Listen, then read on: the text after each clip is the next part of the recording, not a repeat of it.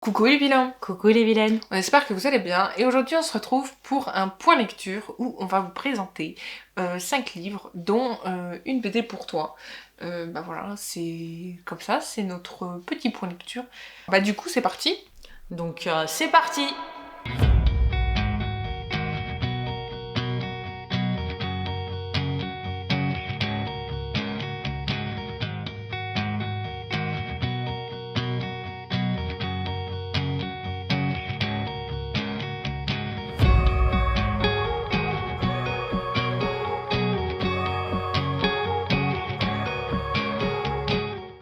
Donc moi pour mon premier livre, on vous le met ici, je vais vous parler de la déesse, la fille de la déesse de la lune, donc aux éditions Hugo Publishing Stardust et de Su Lin Tan.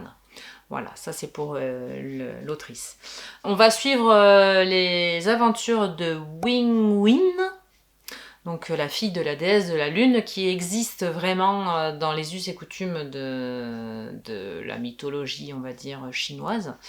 Et donc on l'a créée, hein, l'autrice l'a créée exprès pour raconter son histoire, la fille de la déesse de la lune, parce que en fait il n'y a que Chang, la maman, qui existe dans les us et coutumes. Oui, en gros elle a créé juste la fille pour faire l'histoire. Voilà. Et donc on va se retrouver avec cette petite héroïne qui est toute mignonne, magnifique. Enfin moi dans mon imaginaire je la trouve belle, je la trouve intelligente, courageuse. Donc elle va se retrouver un peu propulsée dans un environnement un petit peu particulier, dans le sens où sa maman a été exilée sur la lune.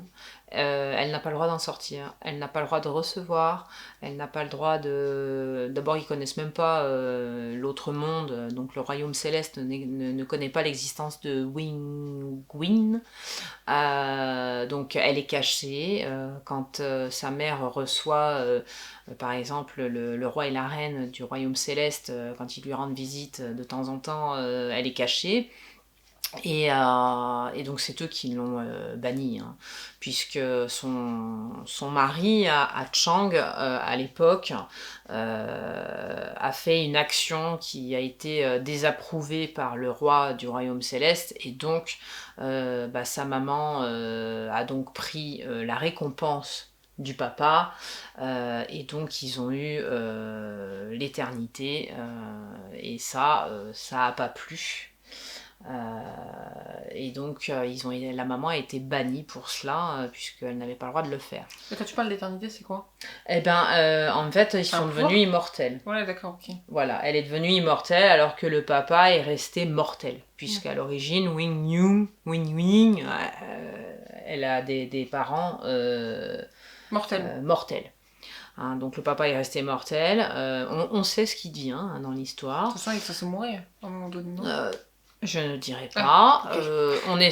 Vous allez avoir les réponses dans le livre du papa, ce qu'il est devenu. Vous aurez ce qui est devenu aussi Chang dans l'histoire.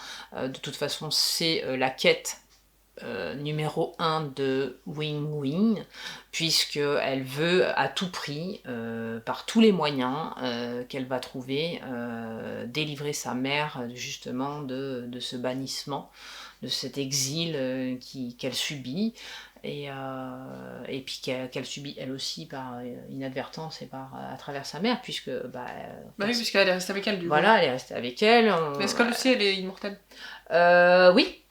Oui, du fait que sa maman a pris justement ce breuvage, on va dire, d'immortalité quand elle était enceinte d'elle, et c'était pour la sauver elle et elle-même. D'accord. Donc elle s'est sauvée elle-même, Chang, et sa fille. Donc elle a été bannie pour cela. Et en fait, voilà, cette histoire est juste magnifique, hein, parce que je trouve que ce livre, avant de vous dire un peu plus sur la quête qu'elle va suivre, parce qu'elle va être aidée du fils, parce qu'à un moment donné dans son aventure elle va atterrir dans le royaume céleste, hein, qui a banni sa mère, mais incognito. Donc elle va rester incognito, elle va se faire remarquer, mais pour d'autres raisons, et sans jamais dire qu'elle est la fille de la déesse de la lune. au grand jamais. Donc elle va devenir première archère du royaume. Donc c'est un statut très important aux yeux De la population? non pas de la population, plutôt au niveau militaire. Oui, parce que du coup, oui, si elle est la première recherche, ça veut dire qu'elle a quand même un haut gradé. Voilà, elle a un grade très intéressant au niveau militaire, donc c'est ce qui va un peu la sauver, parce qu'elle va se faire justement remarquer grâce à ça, grâce à quelque part ses exploits. Et c'est ce qui va la sauver aussi, parce que du fait qu'elle va se faire remarquer, elle va aussi se faire remarquer par le prince, donc le fils du roi et de la reine du royaume de Céleste. Et cet homme-là, je vais pas trop spoiler, mais je peux le dire, va tomber éperdument amoureux d'elle. Et donc, quoi qu'il arrivera, qu'il soit amoureux ou pas, ou qu'ils soient ensemble ou pas, il fera que la défendre. Il ira jusqu'au bout dans sa démarche, tout en sachant que voilà, il sait pas qui elle est. Mais à un moment donné, le fait de pas savoir qui ils sont et tout ça, ça va pas exploser justement et faire que bah faut que ça rebondisse, non? Je pense, Alors à un moment donné. absolument, ça va, il va y avoir des rebondissements très intéressants, et elle va continuer sa quête, elle va aller jusqu'au bout de sa quête. Ça va péter. Ça va péter entre eux, ça va poser problème sur beaucoup de plans. Hein, aussi Pareil bien, pour sa mère, ils vont découvrir que c'est la déesse de la lune, non, à un moment donné? Alors oui, évidemment, à un moment donné, ça explose, ils savent. Mais elle va s'en sortir parce que c'est quelqu'un de très dévoué, de très courageuse. Aussi, non. Non, elle n'a pas le statut de la déesse, elle est simple fille pour l'instant de la déesse, elle est princesse de la lune, on pourrait dire. Ils ont pas des pouvoirs magiques? Ils ont des pouvoirs, et c'est ce que j'ai bien aimé. Alors dans ce livre, ça m'a changé un petit peu, genre du prince cruel, etc., avec toujours un petit peu la même chose. Ouais, un schéma bien distinct. Ouais. Voilà, c'est un schéma toujours un peu classique, récurrent, c'est-à-dire prince, princesse, des petits animaux, etc. Là, j'avais vraiment l'impression d'être... c'est imagé un peu... c'est une image un peu forte, mais un peu comme dans un rêve. Parce que, en fait, c'est très... Ouais, t'as l'impression d'être dans un cocon. Les transports dans ce livre, c'est des nuages. Donc t'as vraiment l'impression d'être dans un autre monde. Dans un autre... Vraiment, mais vraiment dans un autre monde. Ou dans un monde au-dessus d'une autre. Et ce monde, il m'a hypé parce que justement, il change un petit peu de tous les schémas un peu classiques, avec toujours un peu les mêmes pouvoirs magiques. Là, on nous parle d'étoiles, on nous parle de nuages, on nous parle de pierres, on nous parle de dragons. Les dragons ont une importance très intéressante et importante, j'allais le dire, je bafouille. Et bon voilà, on nous parle de perles, de nacre, les couleurs sont très bien détaillées, c'est très... ouais, t'as l'impression d'être dans un rêve. C'est tout au niveau des coquillages, de la nacre, des pierres précieuses, les rubis, les diamants, les choses. Enfin, c'est très... on pourrait croire que c'est bling bling, mais non, c'est tellement bien décrit, tellement bien amené que... Déjà tu t'ennuies pas parce qu'il y a beaucoup de rebondissements, hein, vous l'avez compris, hein, pour faire sa quête, il va falloir qu'elle tryhard, hein, voilà, il va falloir qu'elle avance, qu'elle risque sa vie même plus d'une fois pour que enfin on lui attribue son statut de première archère, hein, elle l'a pas comme ça. Bah, elle va travailler dur. Exactement, son travail va payer, donc elle va avoir son grade et elle aura tout plein d'autres choses que je ne peux pas vous dévoiler, sauf si vous le lisez. Et du coup, tu lui mettrais combien un petit peu ? Bah écoute, c'est une autrice que je ne connaissais pas, c'est un monde qui m'a embarqué, mais vraiment totalement. Est-ce que tu retrouves un peu la culture chinoise ou pas dedans ?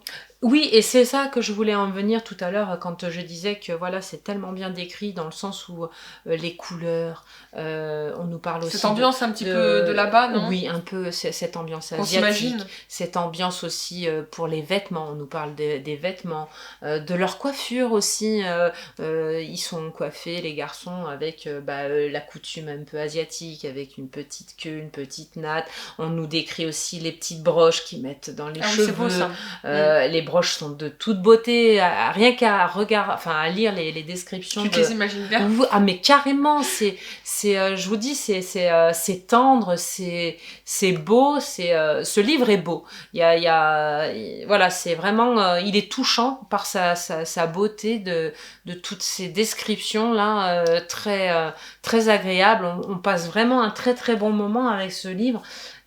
Et franchement, ça m'a changé, je vous dis, un petit peu de toute la fantaisie que j'ai lue jusqu'à maintenant. Et alors, c'est pas une écriture de ouf, hein, on n'est pas au level de Robin Hobb ou de Brandon Sanderson, mais on est dans un monde vraiment, à part. Moi, quand je le lisais, j'avais l'impression d'être dans ma bulle. Dans une bulle.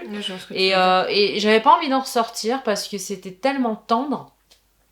Enfin moi c'est ce que j'ai ressenti, hein. Après j'ai pas encore été voir les critiques de ce livre, mais c'est ce que moi j'ai ressenti beaucoup de tendresse, ça m'a beaucoup touchée, pas à pleurnicher, hein, ça m'a touchée dans le sens où vraiment c'est beaucoup de tendresse, c'est beaucoup c'est doux, c'est cotonneux, c'est un peu comme la pub de Kinder, tu sais, genre où elle mange un Kinder et en fait elle se retrouve dans un nuage. L'image est pas mal. Non mais c'est vrai, enfin c'est pour ceux qui voient la pub dont je parle, mais c'est vrai, c'est un peu ça, genre elle mange le Kinder, elle se retrouve dans un truc de nuage et tout là. C'est ça. Ouais, je te dis, c'est l'imagination.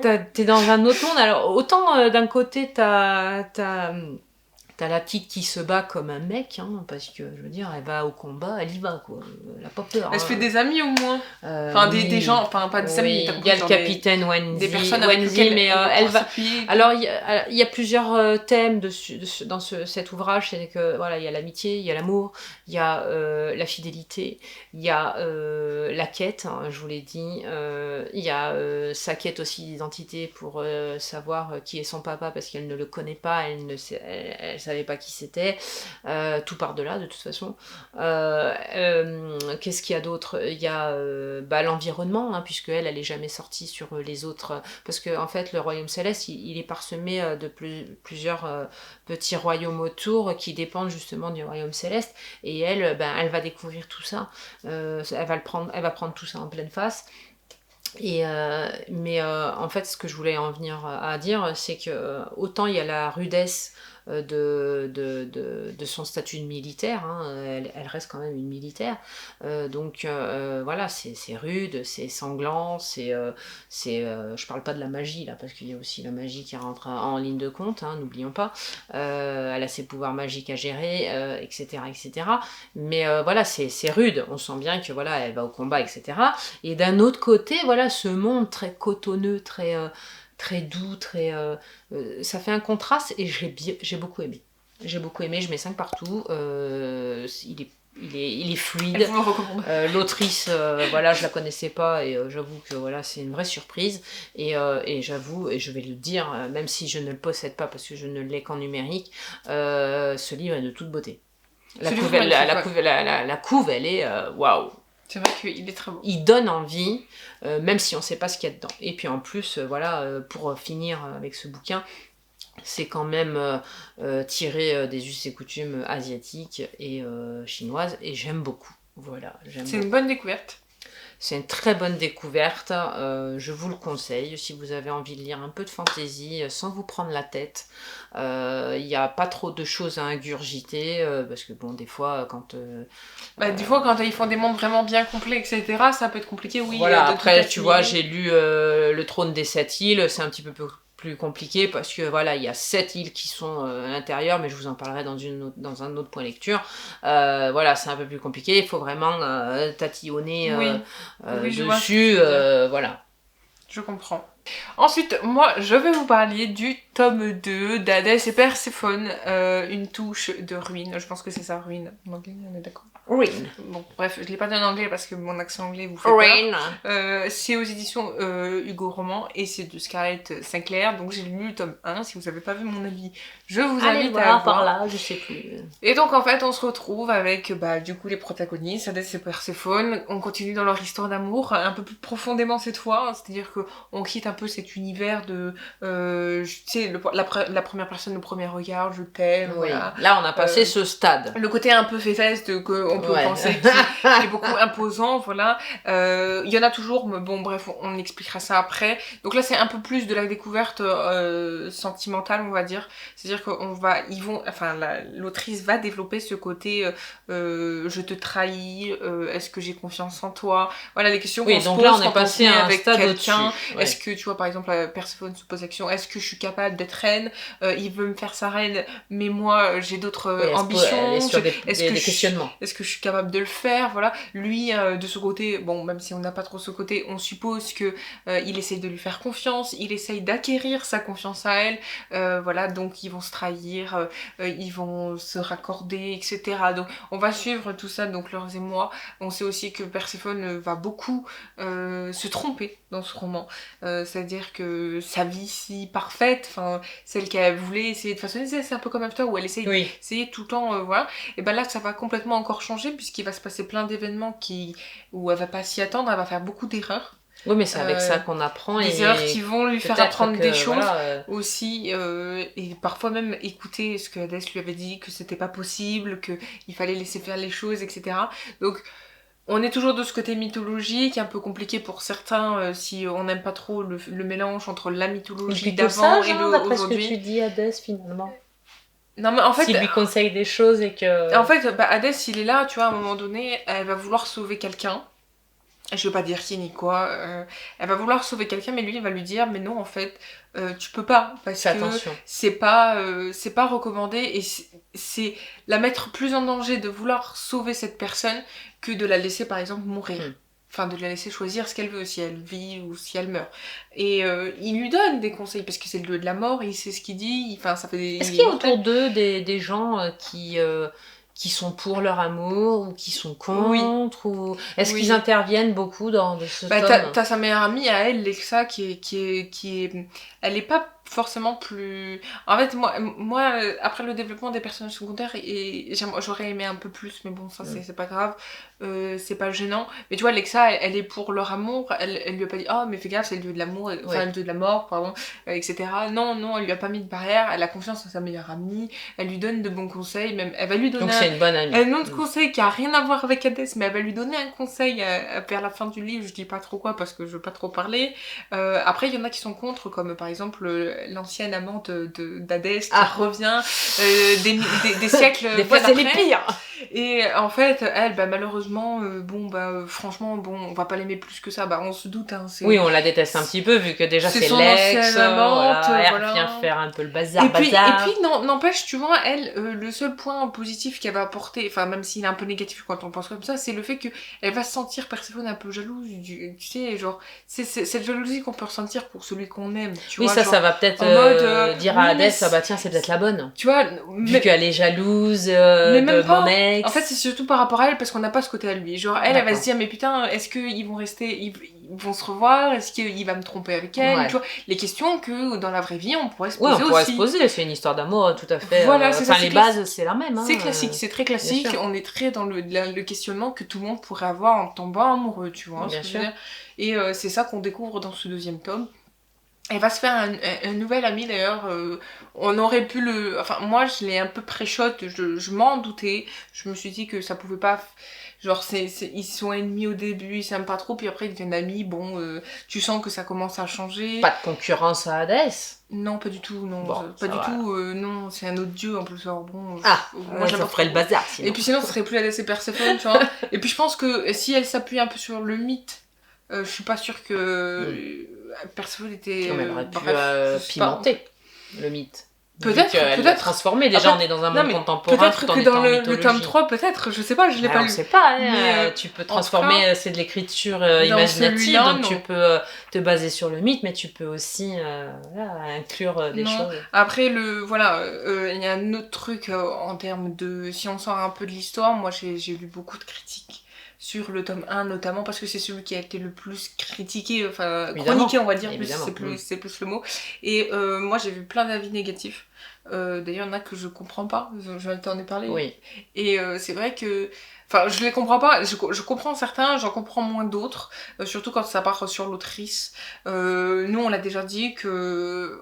On cracherait pas dessus. On crache pas sur le travail d'un auteur. Genre, il a mis du temps à écrire quelque chose. On n'en est pas forcément capable. Et ça, moi déjà, ça me rebute un petit peu. Tu vois ce que je veux dire, genre, moi, j'aime pas trop qu'on critique les auteurs. Ils ont fait un travail quand même. Je veux dire, elle a quand même... Après, elle a quand même publié 4 tomes. Ça peut ne pas plaire. Voilà, ça peut ne pas plaire. Surtout que, voilà.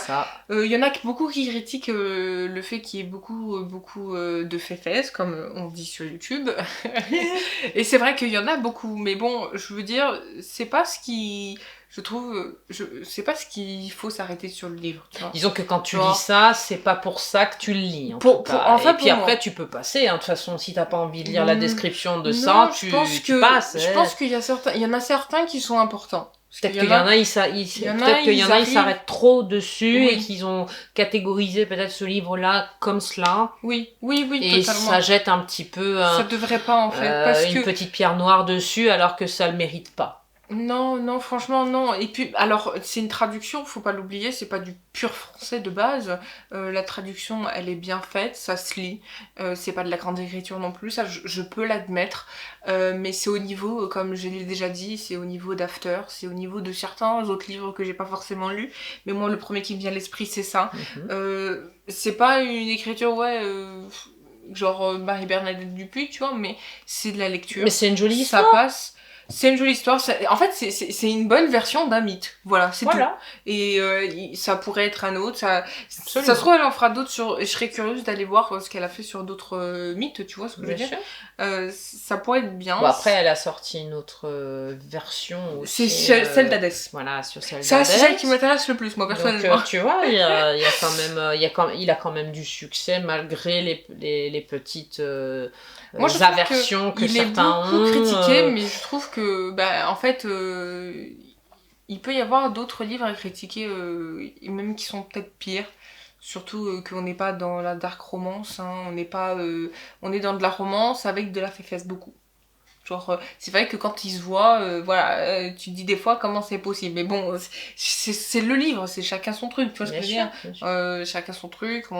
Après, moi j'aime bien, ça passe bien, c'est une bonne petite lecture. C'est un autre truc du mythe, on avance, j'ai hâte de lire le tome 3, Voilà. Et est-ce que le deuxième, donc comme tu as hâte de lire le troisième, on peut dire aux amis que finalement il est quand même à la hauteur du premier. Oui, il est dans une bonne continuité. Il est un peu plus triste, c'est-à-dire que il y a plein d'événements un peu plus tragiques, genre plus négatifs, tu vois.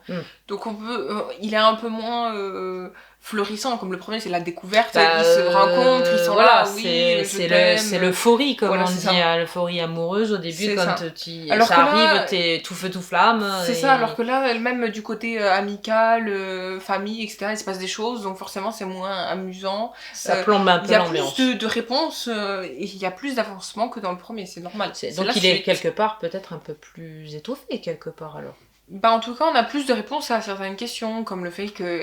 C'est con, je vais répéter encore la même chose, mais le fait que... Est-ce qu'il va lui faire confiance? Est-ce qu'elle lui fait confiance? C'est pourquoi? Et qu'est-ce qu'elle va faire? Et disons que là, on est plus dans une relation d'installation et de continuité que... Est-ce que leur amour va perdurer? Alors, on est sur voilà, ça. On est plus dans l'avenir, on est plus dans ça. La projection que dans l'instant même où on découvre... mais le fait que... on se découvre.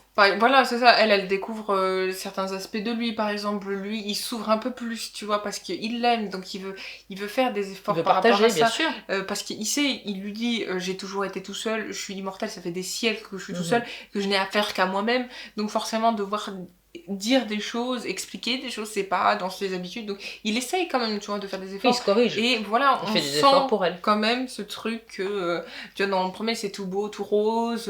Ouais, c'est la découverte. Tu vois, il est mystérieux, c'est un bad boy, tout le monde, il plaît à tout le monde. Enfin, tu vois, voilà, c'est le schéma classique. Dans le deuxième, c'est comme After, ça se découvre.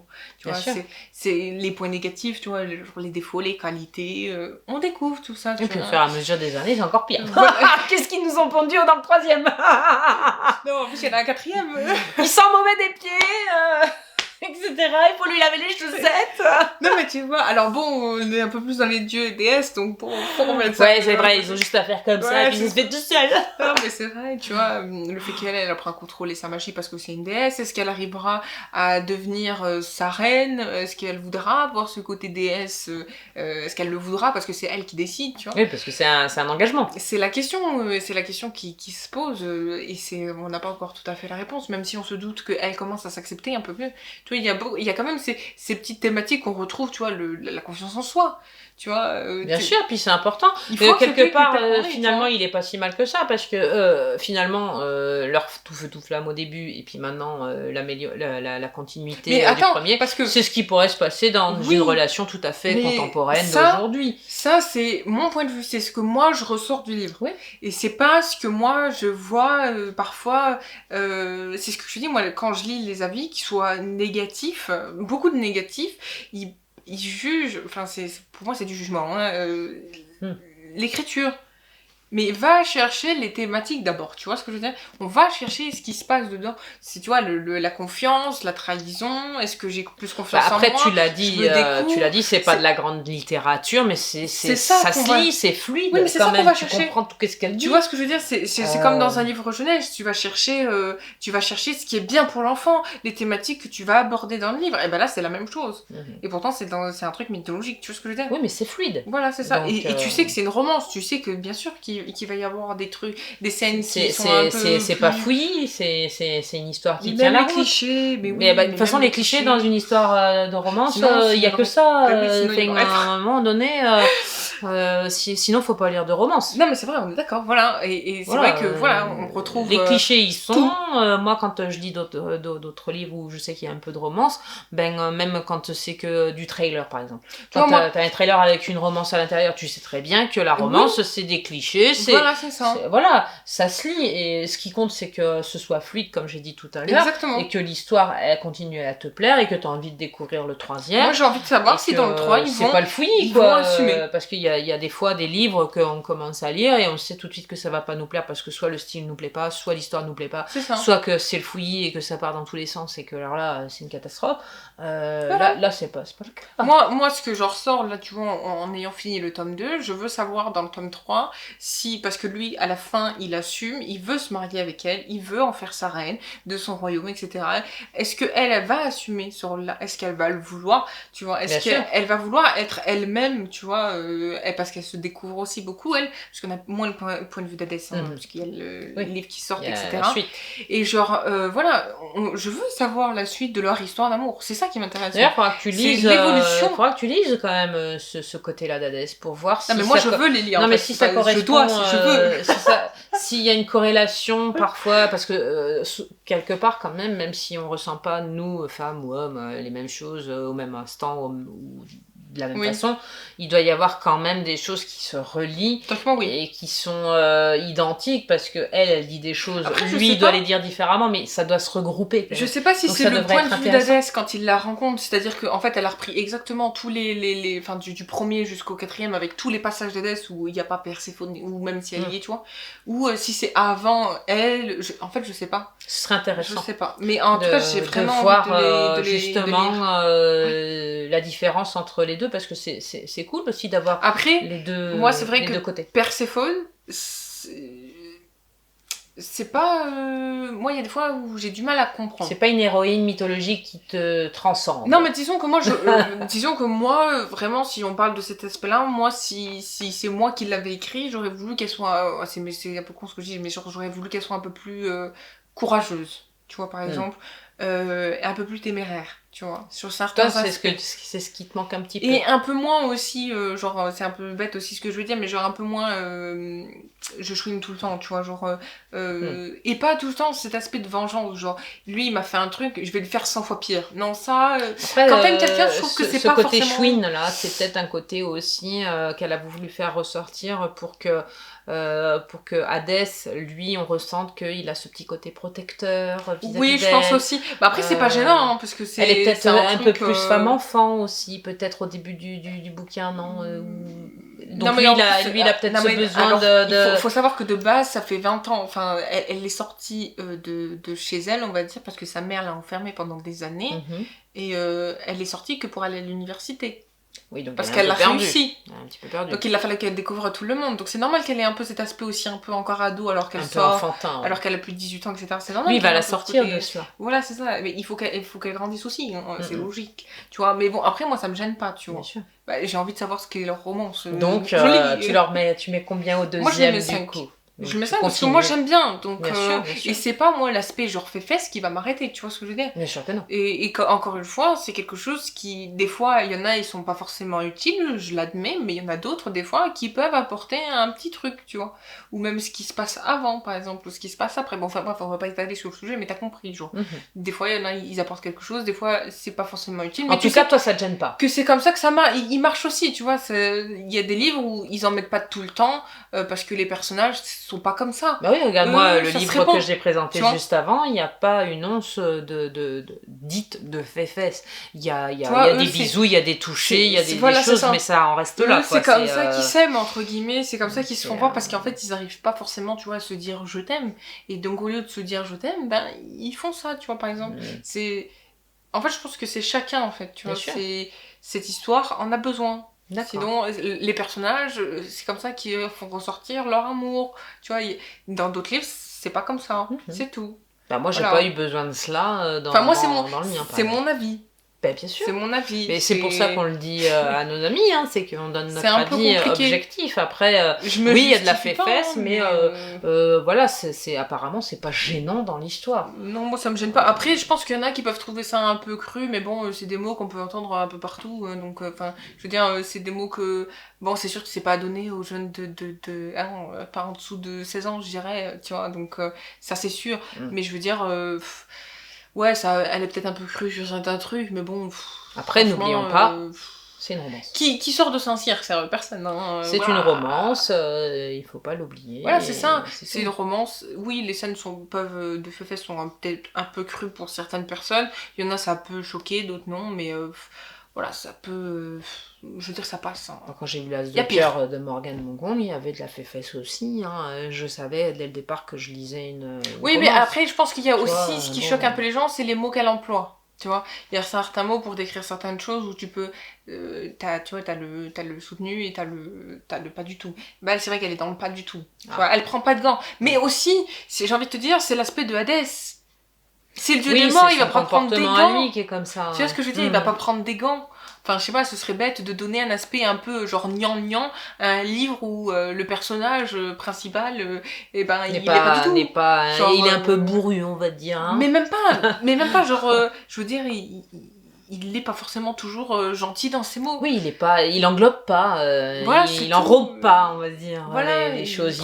C'est un brut de pomme. C'est normal, c'est le dieu des morts. Tu vas pas lui demander d'être tout doux comme un agneau alors que c'est un loup, quoi, tu vois. Oui, non, mais ça va avec, de toute façon. Et l'écriture, justement, c'est aussi ça, un peu la subtilité. C'est que tu peux pas non plus écrire quelque chose où c'est gnangnan alors que les personnages sont pas du tout comme ça. Bien sûr. Mais même elle d'un aspect, on va dire, quand c'est les scènes un peu fait-fesse, elle est pas gnangnan de ce côté-là, tu vois ce que je veux dire. Elle est pas gnangnan, et tu vas pas montrer un truc gnangnan alors que c'est pas gnangnan. Non, elle se découvre, elle s'accepte même quelque part. Voilà, c'est ça. Avec lui, voilà, c'est ça. On est d'accord. Voilà. Donc 5 partout, à conseiller la suite. En tout cas, si vous aimez la romance et que vous êtes vous avez pas lu Hadès et Perséphone, si vous êtes un peu réticent, moi je vous le conseille si vous aimez ça, hein, surtout quand ça vient de Hugo, enfin on n'est pas déçus, enfin j'ai jamais été déçue comme cette édition. Donc allez-y, moi je vous le recommande. Donc moi, pour le suivant, je vais vous parler donc de Brindley, qui était dans ma pile à lire aussi. D'ailleurs, pour la petite histoire, le premier que je vous ai parlé tout à l'heure faisait pas partie de ma pile à lire, mais j'ai fait un échange parce que celui-là me tentait. Je l'ai eu et j'ai voulu le lire tout de suite parce qu'en fait, il me hypait et voilà, ça s'est fait comme moi avec spontanément. Voilà, donc non, mais c'est pour le dire parce que par rapport à la pile à lire qu'on a faite, on a fait des petits changements. On vous l'avait prévenu, hein, on vous l'avait dit. Donc là, il n'y a pas de changement. Hein. Brindley était dans ma pile à lire. C'est le tome 1 et 2. C'est le tome 1, parce qu'il y a un tome 2. Ah. Donc Brindley qui est là. Elle est magnifique. Donc aux éditions Vent d'Ouest. Donc Frédéric Bremo et Federico Bertolucci. Donc on fait un travail merveilleux, je dois dire, car les planches, je vais d'abord parler des dessins, hein, parce que franchement, ça vire à des sépias, des couleurs très acidulées, mais sur fond noir pour la plupart du temps. Et c'est très très beau, hein. On a des planches qui virent un peu au vert, c'est très doux, très... c'est un très beau livre. C'est très acidulé, on a toutes les... je vais essayer de vous trouver une petite planche assez jolie, tout en sépia, enfin presque. Moi, ça me plaît. Par exemple, une comme ça, bon, elle n'est pas en sépia, c'est là, mais elle est de toute beauté. Voilà, donc on a des magnifiques planches comme celle-ci. Donc là, on nous présente donc la petite Brindille, hein, c'est une sorte de petite fée. Voilà. Et cette petite fée se retrouve dans un monde où elle est amnésique, en fait. Elle se retrouve amnésique. Donc vous comprenez bien que sa quête dans ce tome est de retrouver qui elle est. Et donc oui, la mémoire. Donc elle va être retrouvée dans un petit village avec des petits animaux tels que cela. On dirait des petites souris et tout, mais c'est tout mignon. Tu vois, ses petits compagnons, ils sont comme ça là, vous voyez. On dirait des petites fourmis. C'est tout petit et c'est ça, ces petits bonshommes là, c'est tout mignon. Et donc ils vont l'héberger, ils vont la nourrir, ils vont la remettre, ils vont la retaper, ils vont la remettre sur pied, etc. Parce qu'elle arrive un petit peu dans un état chez eux catastrophique. Hein, oui, et puis ils vont lui apprendre à vivre un peu à leur façon. Non, alors ils vont, ça va être éphémère. Hein, ça va très vite. Hein, donc ça va être éphémère. Elle va passer un petit moment avec eux et dès qu'elle va pouvoir, elle va partir. Sur son chemin, elle va rencontrer donc un loup qui va avoir beaucoup d'importance parce qu'au bout d'un moment, il lui dit mais je sais qui tu es, etc., etc. Enfin bref, je vais pas vous raconter toute l'histoire. Et donc voilà, ce loup va l'aider dans sa conquête, dans sa quête, dans sa découverte, dans son aventure. Et donc elle va rencontrer tout plein de petits animaux comme ça. Et au bout d'un moment, elle va tomber sur un cerf. Un cerf qu'ils vont tuer tous les deux et je vous en raconterai pas plus parce que c'est vraiment à découvrir. C'est une très très belle BD, très colorée, mais en même temps c'est une coloration très très douce, très acidulée, très je dirais, c'est pas le mot qui conviendrait peut-être, mais c'est ce que moi je ressens, c'est très romantique. Et comme romantique, on peut le placer un petit peu partout parce que c'est un ensemble. Et cette BD-là est vraiment un ensemble de romantisme, de sensibilité. C'est très très mignon. Et c'est pas romantique genre à la Bridgestone, oui, non, c'est romantique vraiment dans le sens où les couleurs sont charmantes. C'est beau. Attrayant. Ils ont fait un super travail. Ça me plaît beaucoup et je suis très contente de l'avoir découvert et je vais faire tout pour lire le tome 2. Et du coup, tu lui mets combien ? Oh, je mets 5 parce qu'en fait, l'histoire, elle est simple, mais elle fait affaire parce que ouais, les dessins sont tellement parlants que ça fait vraiment l'affaire. Il y a des fois, il n'y a pas de bulle. Il n'y a pas de bulle. Des fois, il n'y a pas de bulle, ou très peu. Vous voyez, je vous fais avoir une planche. Il n'y a pas de bulle. Il y en a peut-être deux sur celle-ci. Mais les dessins se suffisent à eux-mêmes. en fait. Et c'est là toute la beauté de cette BD, je trouve, à faire lire aux enfants, elle est très belle. Moi j'ai beaucoup apprécié, voilà, je ne peux que vous en dire du bien et vous la conseiller. Ensuite, moi je vais vous parler de Nevermore, le tome 1, Les défis de Morrigan Crow, de Jessica Townsend, aux éditions Pocket Jeunesse. Donc, c'est un premier tome, il y en a 3, d'ailleurs j'ai même appris, grâce à une petite madame sur Instagram qui nous a mis un commentaire sur notre... qu'il y allait voir un tome 4. Ah, donc, cette année alors. Nous allons suivre la suite de... Bon, déjà moi il faut que je rattrape les deux autres, mais voilà. Ce premier tome est très introductif dans l'histoire. Je vais m'arrêter que au... On va dire aux 100 premières pages pour vous raconter, pour pas trop vous dévoiler de ce monde, qui est à partir d'ailleurs de 9 ans. Je trouve ça très chouette. Donc ça se lit facilement. Ça se lit très facilement, oui. D'ailleurs, c'est écrit, tu le vois, c'est écrit vachement gros quand même. Oh, ça va. Voilà, par rapport à d'autres livres qu'on pourrait lire, c'est écrit un peu gros. Ça prend pas de place. Je veux dire, on lit ça, on tourne les pages. Enfin, voilà, en plus c'est pour 9 ans, donc c'est logique, tu vois ce que je veux dire. Oui, ça s'ennuie pas. On ne demande pas une grande écriture non plus, hein. On nous demande pas, ça emploie pas des mots très soutenus. Il y a des petits mots qui sont adaptés au monde fantastique dans lequel on est, etc. Donc, qui on suit? On suit Morrigan Crow, qui est une petite fille de 11 ans qui est maudite, car en fait elle doit mourir à son 11e anniversaire ou son 12e, je sais plus si c'est le un sortilège 10. Là, ou c'est vraiment la coutume? Le jour de ses 11 ans, voilà. Donc elle est censée mourir le jour de ses 11 ans. Non, c'est comme ça, il y a des enfants maudits en fait, là où elle vit. Et donc en fait, depuis sa naissance, elle est condamnée à mourir, soi-disant. Donc ils savent qu'à 11 ans... En tout cas, ses parents l'ont préparée à ce qu'elle meure. Sauf que, en fait, à l'arrivée de presque ses 11 ans, et ben en fait, elle va être, on va dire, je vais vous dire comme ça pour pas vous dévoiler l'histoire, mais elle va être sauvée, en fait, par Jupiter, et Jupiter va l'emmener dans un autre monde. Et de là va découler en fait la suite de l'histoire, qu'est-ce qui va se passer, pourquoi elle est là, etc. En fait, le livre est très bien tourné, les épisodes se suivent bien, les événements se suivent bien aussi. C'est-à-dire qu'on a l'épisode où elle est maudite, pourquoi, tu vois, après... Donc sa quête, ça va être quoi? Ça va être de revenir dans ce monde-là ou de continuer à vivre dans l'autre monde? C'est d'apprendre à vivre avec le fait qu'elle ne va pas mourir et que... Elle a plus le droit de venir. Elle a plus le droit de revenir alors. Non, elle peut revenir, mais en fait, elle veut pas. D'accord. Donc elle se plaît là où elle est. Plus de sa vie d'avant. Enfin, non, elle a du mal quand même à se décider dans le livre, parce que tu le vois, elle est entre deux mondes, elle se dit, mais oui, mais bon, quand même. Oui, mais bon, ses parents, elle s'en fiche un peu, enfin, ils l'aiment pas plus que ça, d'ailleurs. Elle a que son père, elle a plus sa mère, d'ailleurs, ils vont vite la remplacer, enfin. Donc elle sait qu'elle est pas forcément désirée, tu vois. Oui, autant qu'elle reste dans l'autre monde. Elle est bien quand même dans ce monde, puis elle va se faire des amis, elle va rencontrer des gens, elle va se découvrir aussi, tu vois, beaucoup. Et celui qui l'a sauvée, elle doit avoir une importance quand même. Oui, il a une importance.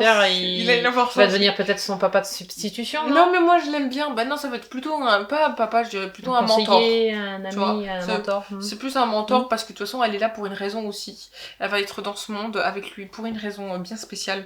Il est là pour une raison bien spéciale aussi. En tout cas, il est important. Mais il a un côté un peu... moi il me fait rire parce qu'en fait il va lui donner une certaine importance tout ça, mais il va pas trop lui en dire, tu vois. Genre... au compte-goutte. Non mais genre, je sais pas comment dire, genre tu sais, c'est pas un peu genre Jean foutiste, tu sais, mais genre en fait il va oublier un peu, puis il a d'autres choses à faire aussi, donc il va pas être souvent là, et puis elle va se poser des questions, puis elle va rencontrer des gens, elle va rencontrer son neveu par exemple à lui, tu vois. D'ailleurs je soupçonne une petite romance avec son neveu, mais je suis pas sûre. Bon, donc moi ça devient un peu plus intimiste quand même avec Jupiter, il y a de l'affection je suppose. Oui, un petit peu, et puis il y a le monde magique aussi qui tourne, tu vois, par exemple sur la couverture, ils peuvent, on va dire, planer avec des parapluies. Dans la vraie vie, on fait pas ça, tu vois. Bah non. Donc, non. Donc, ce petit côté un peu magique, elle va rentrer vraiment dans un monde magique où il y a plein de choses qui se passent, un énorme chat aussi grand qu'un éléphant, ce qui n'existe pas, tu vois, donc voilà, et puis elle va passer des trucs, enfin bref, je vais pas trop raconter. C'est un univers formidable, t'as raison, pour les enfants et tout, mais même pour nous, je veux dire, tu passes un bon moment, voilà. Et derrière, on nous dit une aventure Harry Potter potteresque, exactement, en fait. D'accord. Les mots sont bien choisis. Tu vois. Parce que on pourrait, c'est revisité puisque c'est pour les plus jeunes, etc. Mais c'est un peu ça en fait. C'est un peu le D'accord. même univers, on se sent bien. C'est dans un univers où on voudrait y rester, tu vois. Ouais, en On tant en qu'enfant. voudrait plus, etc. Ouais, franchement, ouais, c'est un vrai... Un peu comme c'est un moi peu avec côté- les nuages et tout ça tout à Voilà, l'heure, t'as envie de exactement. rester dans ta bulle. On a envie d'y rester, on a envie de savoir ce qu'elle va devenir parce que tu vois, elle, c'est un peu genre. Elle s'habille un peu à la façon de la famille Adams, très noire, très. Alors que là, elle rentre dans un monde magique où vraiment il y a très plein de coloré, oui, couleurs. parce que vu la, tu vois. la Tu couverture, vois, mais là, il y a même Jupiter, c'est Jupiter, tu vois, c'est tout il plein est de couleurs. habillé tout en couleurs, tu vois, c'est. Voilà, joyeux. voilà exactement. Alors qu'elle, elle est un peu triste, voilà, C'est le contraste du coup avec les deux mondes. Exactement. Et donc, à la fin, je voulais aussi le dire, c'est qu'il nous laisse sur un événement. Donc, aujourd'hui, on appelle ça un plot twist. C'est tu sais, genre une situation qui nous donne envie d'aller voir le deuxième. Non, mais genre, en fait, tu vois, il y a un plot twist de fin qui est très bien fait. En fait, il nous amène le méchant de l'histoire, pour pas dire son nom, etc., pour pas spoiler dès le début, parce que le mot veut dire beaucoup. On sait qu'il fait peur à toute la ville, mais elle, il y a un truc. Donc tu sens que... Et puis en fait on découvre que... Bon bref. Et donc du coup on attend que dans le deuxième, il se passe quelque chose avec lui. Ah, avec le méchant de tout l'histoire. plein d'aventures à venir. Tout se passait bien jusqu'à ce que le méchant il arrive et, Et boum. pouf. Et là on sait que le tome 2 est important. Donc finalement c'est Et bien qu'on veut fait, bien la ça projette, si un enfant le lit, ça projette l'enfant à avoir envie... En tout cas moi ça me projette envie de le lire, ça c'est sûr. mm. Donc moi je lui mets 5. J'adore la façon dont c'est écrit, c'est très bien écrit. J'aime beaucoup l'univers dans lequel on est plongé, j'aime beaucoup le personnage principal. Même les personnages secondaires ont une âme. Enfin, t'as compris, genre ils sont Oui. bien développés, on comprend leur personnalité, tu vois. Et c'est ça qui est bien, ils ont tous un caractère bien spécifique, etc. Et ça j'aime bien. Et j'ai hâte de découvrir le deuxième, je vous le recommande et je le recommande aussi à vos enfants si vous en avez, en tout cas de 9 ans. Et on se retrouvera pour le tome 2 du coup, Voilà. très bientôt. Alors moi pour le dernier, j'ai voulu m'essayer à la plume de Michel Bussy, j'avais oublié son prénom, quelle bête. Mais pour les enfants. Donc je me suis tentée à aller lire Néo, donc La chute du soleil de fer, aux éditions à vue d'œil. Alors je peux vous parler un petit peu de cette édition, c'est une édition un petit peu particulière. C'est une édition qui fait donc des éditions de bouquins avec des écritures beaucoup plus grosses que la normale. Je crois que ça va de 16 à 20 ou 22, je ne sais plus. Enfin bref, vous pouvez aller voir sur le site si vous voulez, si ça vous intéresse, si ça peut servir à certains d'ailleurs. Et ils ne font pas que pour les enfants, pour l'information. Ils font tout un tas de bouquins, trailers, romances. Il y a Pour même tout le monde, quoi. voilà, c'est pour tout le monde. Hein, c'est comme les Haribo en fait. Voilà, il y a pas tout. Il y a pour pas les tout grands et les parce petits. que c'est quand même, faut pas l'oublier, des bouquins qui valent très cher. Ouais, c'est que des rêves de bonbons et de chocolat. Moi j'ai regardé par curiosité. Non mais c'est pas du chocolat là. Tu t'en fous. Ben oui, mais je suis en train de faire ma chronique. C'est pour les grands et les petits. Oui, c'est pour les grands et les petits. Exactement. Et donc, c'est une édition très intéressante dans le sens où ça peut servir pour les enfants qui ont des difficultés soit à lire, qui sont dyslexiques, ou pour des enfants ou même des adultes qui ont des problèmes de vue. Si c'est écrit trop petit, c'est difficile à lire. Donc c'est une édition visuelle aussi, oui, la fatigue visuelle. En fait, vous avez toutes les caractéristiques sur le site, vous pouvez aller voir si ça vous intéresse. Vous avez toutes les catégories possibles. Vous n'avez pas tout parce que je pense que ils peuvent pas tout faire. Pas d'un seul coup en tout cas. Mais j'ai regardé, moi il y a quand même certains bouquins qui sont sortis dernièrement et qui sont déjà à l'appel sur le catalogue. Donc il y a moyen de se faire plaisir quand on a quand même des difficultés soit physiques ou difficilement de compréhension, je ne sais pas. C'est quand même agréable d'avoir un livre qui vous... Alors moi ça a été agréable parce que, vous voyez, moi j'ai un petit problème de vue, hein, je suis myope, donc je vois pas de loin, mais avec celui-là, je peux vous garantir que j'ai pu... D'habitude, moi pour lire, j'enlève mes lunettes parce que j'en ai pas besoin, et non mais j'explique aux amis, et j'avoue que même avec les lunettes, ça m'a pas gêné, lunettes ou sans lunettes, franchement c'était le top, hein. Ah, moi, si tous les bouquins étaient imprimés comme ça, ce serait le top. Bon, après, ils sont quand même obligés de couper en deux certains bouquins, comme je crois le deuxième ou le troisième de Néo a été coupé en deux, scindé, puisque l'histoire est trop grosse, donc le livre serait énorme. Hein, donc C'est ils compliqué. scindent les histoires. Surtout que ça, c'est pour les enfants, alors ce serait dommage. Voilà. Un peu lourd. Voilà. Ouais. Donc ils ont scindé l'histoire. Donc vous avez beaucoup plus de tomes que dans la trilogie normale, de base, de PKJ. Donc voilà, ça c'était à dire. Après, il faut dire aussi, moi j'ai été voir par curiosité le prix, voilà, c'est un petit peu onéreux, hein, déjà que les livres sont onéreux, chers. mais c'est vrai que si quand t'as un problème, tu vois, bah, ça te permet de lire. Ça te permet de lire et puis c'est un investissement parce que tu sais que c'est pour toi-même et c'est pour que tu évites, genre par exemple si t'as un problème aux yeux, c'est pour éviter que tes yeux ils fatiguent trop, tu vois. Exactement. Donc tu sais que c'est un investissement et que c'est bon pour toi. Donc c'est bien, moi quand en fait pour la petite histoire, je vous le dis franchement, moi nous quand on a été le chercher, on s'est trompé, hein, carrément on s'est trompé, on a pris celui-là avec le petit de la maison qui l'a lu, on s'est trompé carrément et c'est après qu'on a vu donc à vue d'œil parce qu'au début je lui dis mais c'est bizarre, tes écritures sont vachement grosses. Et quand j'ai vu ça, j'ai vu qu'il n'y avait pas justement PKJ et tout. Je dis mais qu'est-ce que c'est ce livre-là? Il est original, il est quoi? Et puis après je me suis donc informée. Alors voilà, je vous en parle un petit peu parce que bah, ça peut valoir le coup ça pour peut ceux être qui savent intéressant, pas. Ceux qui ont parce que moi personnellement, vous voyez, je connaissais pas non plus, donc voilà, je vous en informe si ça peut servir à quelques-uns qui ont des difficultés quelles qu'elles soient. Je trouve que ça peut pallier à cela.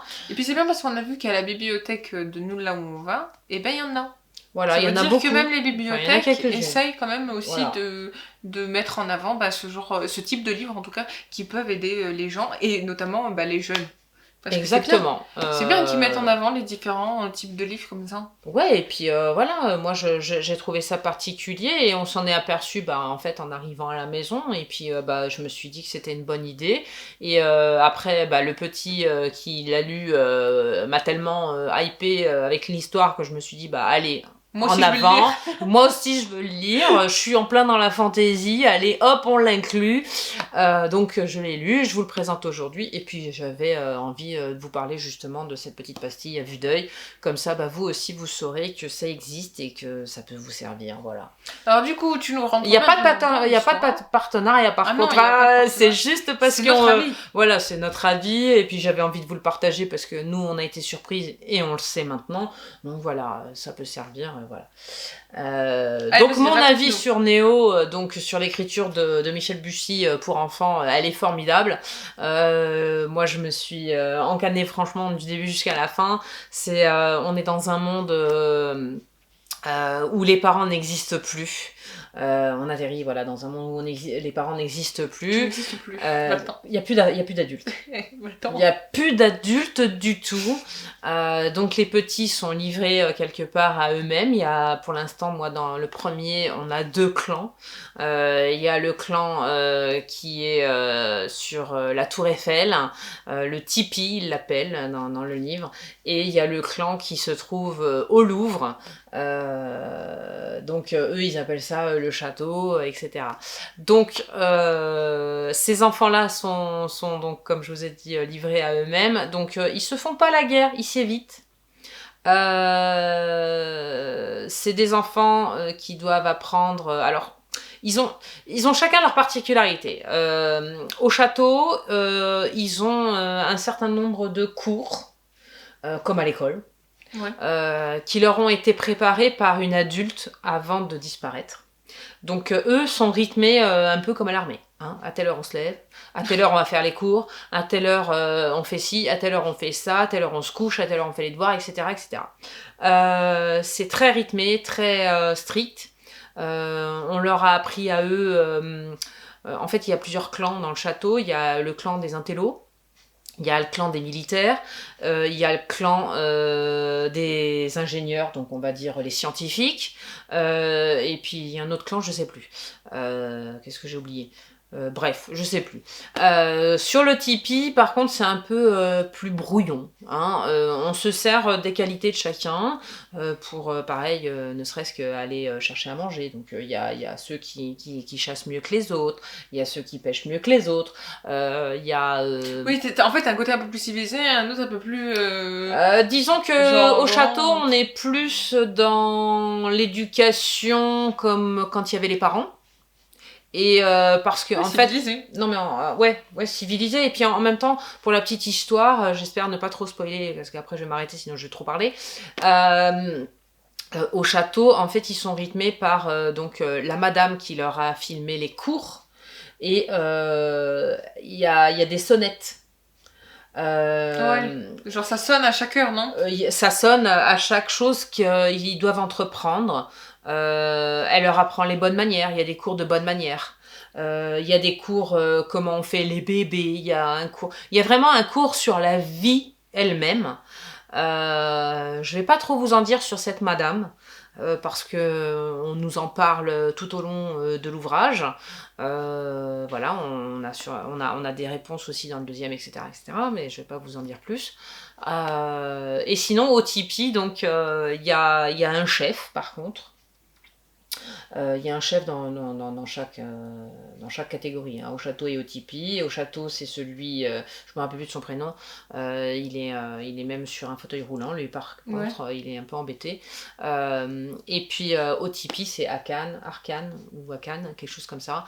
Et c'est lui qui commande avec une jeune fille qui a un certain pouvoir, parce qu'elle a le pouvoir, parce qu'il leur reste quelques livres du côté du Tipeee, mais très peu, je crois qu'il y en a 3-4, et tout le monde ne sait pas lire.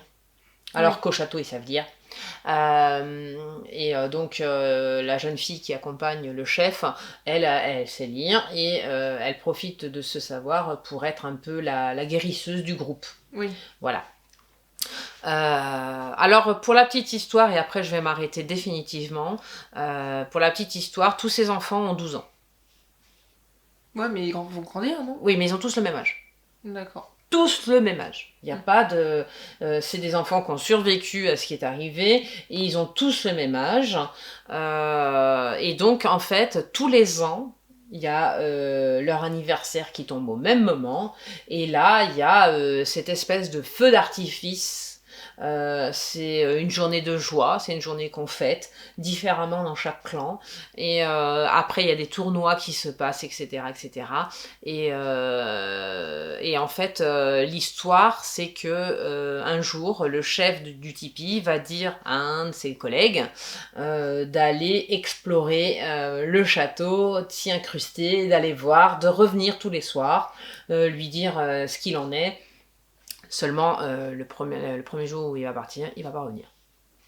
Il va se faire attraper. Et le problème, c'est que chez les Tipeee, ils ont comme oui-dire ou comme superstition, on va dire, que tous ceux qui ne reviennent pas sont mangés. Ouais, ils sont tués, quoi. Ouais. Parce qu'en fait, ils s'observent. Ceux du Tipeee observent ceux du château, puisqu'eux, ils sont sur la tour Eiffel. Les châteaux sont méchants. Donc, ils voient tout ce qui se passe, et ils ne voient jamais ceux du château chasser, explorer, etc., etc. Donc, ils pensent que quand ils ont un autre humain sous le coude, ils chopent. Non, ça se passe pas comme ça. Mais je vous en dirai pas plus sur ce petit Zizo et ses aventures, parce qu'en fait, vous avez tout là-dedans, et je pense que je vais trop vous en dévoiler si je vous explique l'aventure que va vivre Zizo, qui est un des personnages principaux, en tout cas dans celui-ci. Et c'est une très très belle histoire. Michel Bussy fait ça très très très bien. Et franchement, moi, je suis une adulte et ça m'a beaucoup plu. Pourtant, c'est pour les petits. Et c'est pour ceux qui savent bien lire quand même, malgré la grosseur du livre là pour les écritures. Mais ça, je vous ai expliqué tout à l'heure. Il n'y a pas d'image, donc c'est il faut bien lire. Hein, 9-10 ans, ouais, c'est bien.